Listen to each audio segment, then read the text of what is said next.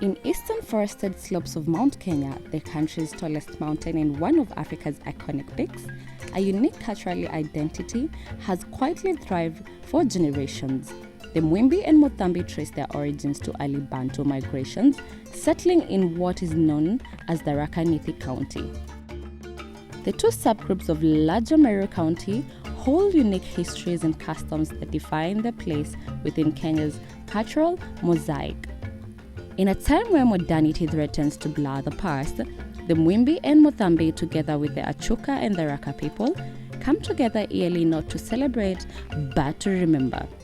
This is more than just a festival, it is a vibrant expression of heritage, identity, and pride. The past is not buried, carrying with them traditions, knowledge, and values that are deeply rooted in history. This gathering is a powerful reminder culture lives not in museums or books, but in the rhythm of songs, the pattern of fabrics, the wisdom of elders, and the spirit of a people who have not forgotten who they are. Join us as we journey through the sights, sounds, and soul of Mwimbi and Muthambi, where heritage is not just preserved, but honored, lived, and shared. Through song, dress, language, food, and ritual, we learn not just what these communities do, but why it matters. We meet Harriet Maua, a woman carrying the voice of her ancestors through song, memory, and teaching. She's a part of Mitheru culture group, a grassroots collective devoted to preserving the passing on the heritage of the Mwimbi and Muthambi people. Yo Mitheru culture, betuonile ontwele gokola, kana gokolikanila, kana utamaduni, tuona niweka tutirimanage, na nikenda mauntu maria tururaga mautamaduni kana makata. Ona ana betu bala be shukuru, kana babe universities, nibaukaga kuthoma, nibaukaga tukabathomithia mauntu mautamaduni. Eno ntu batikamenya gyo gisonko gyongwa, menya gisonko tikeri kata yao. Okwegwa kata yetu ni ole ukristo mitwautie gikundi kiu kitagwa Mitheru culture. Harriet tells us how Mwimbi and Muthambi lived, how elders guided the young, how values were sung into hearts, how the fire in the center of the home wasn't just warmth, but wisdom. Through her, we begin to understand. Community here is more than geography. It is a duty, care, and continuity. From farming the land to raising children, the Maara live by the principle of sharing and love. They live close in clans that form the heart of their identity. Each clan carries its own lineage, creating a close community where identity, duty, and belonging are passed from one generation to the next. Their traditional diet was built around what the land provided, nutritious, seasonal, and natural. They grew millet and sorghum, which were grounded into porridge. Sweet potatoes and yams were boiled and roasted. They cultivated maize and beans that root pumpkins. Meat was rarely eaten casually. Goat, sheep was reserved for memories or honored guests. Milk from indigenous cattle are often fermented, was a dietary staple. From nearby forests, they gathered wild fruits, honey, herbs, and vegetables rich in nutrients. Meals are boiled or slow cooked in a clay pot over wood of fire with salt and herbs and ash and lye for used flavor and preservation. There were no written recipes, just grandmother's wisdom passed down by memory and rhythm. Their homes were built by hand from the land. Structures are made of mud and cow dung, walls supported by sticks and poles tied with banana fiber or bark rope. The roofs were thatched with dry grass or banana leaves, skillfully layered to keep out the rain and hold the warmth. Inside, the floor was coated with a mixture of cow dung and earth soil, polished smoothly. People slept on raised platforms of wood or bamboo, covered with animal skin or grass or banana leaves for a simple fireplace made with stones or hardened clay. It was where the food was cooked, water was boiled, and warmth was shared. They believed a supreme creator who watched all things spiritually was deeply tied to the land's ancestors and the cycle of life.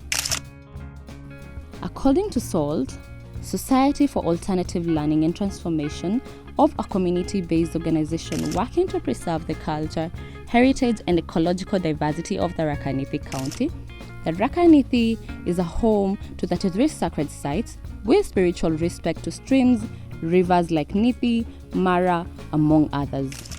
Initiation is one of their most sacred traditions. It marks the transition from childhood to adulthood, not just with ceremony, but with learning. Although it is not practiced anymore, girls were also circumcised and were said to be ready to start a family. Alcohol consumption was part of life, but it was regulated by age, occasion, and purpose, and often rooted in tradition and respect, not just recreation. Beadwork and hand-woven garments made from plants and charcoal and earthwell to make them colorful tell silent stories of age, role, and social standing. Crafts like basket weaving and pottery continue to connect the art to livelihood. The art was passed through grandmothers who taught the young girls the way of life. For generations, they coexisted, but with the coming of colonial rule and the rise of industrialization, everything began to change. Missionaries, administrators, and traders introduced new religion, money systems, dress, language, and schooling. Christianity reshaped spiritual life. Cash crops replaced traditional grains. The sacredness of land was slowly replaced by ownership and boundary by colonial. Man, tutari no menye. Lakini asonko bagoka. Me batoto mipige mauntu maingi muno. Batoto miviona twambia kuri skulu na utari na skulu. Debu utari na skulu mbeleni. Twari ntumani nonto. Akolo bau batene. Akolo bau bai. Baugaga mwana wa mwali ate bati kuthomithua. Nonto athomithua akairo tonga kwene. Nokwegwa nonto athomithua akairo tonga ke kwene. Na rira twathire sukulu ni twamenyire ati guti mwana ote bati kuthomithua riu bathomithua bode. Amid all the change, the Maara people have not let go of who they are. Their language, customs, and values still echo in everyday life. Missionaries brought schools and churches while education opened new doors. Western clothing replaced animal skin and bark cloth. English and Swahili began to dominate, slowly pushing Meru to the margins in formal settings.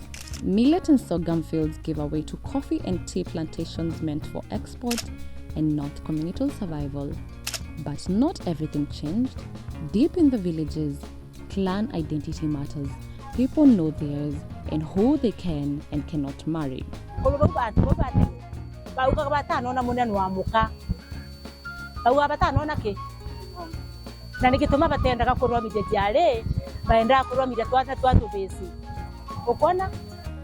The Maara have adapted, yes, but they have not forgotten. Beneath the surface of modern life, the heritage continues to breathe. The story is not just one of loss, but of resilience, of a people who walk both the past and the present in step. Traditional foods like githeri, yams, sweet potatoes, pumpkins, and porridge are still served in homes and ceremonies. Temeni wana alizaga gekwa kana ntoma no solo na keganira. Limwana atinywete sai na mugate kana musele atetikia kana ne arite. Na kuune kumelimo mingi ekuma.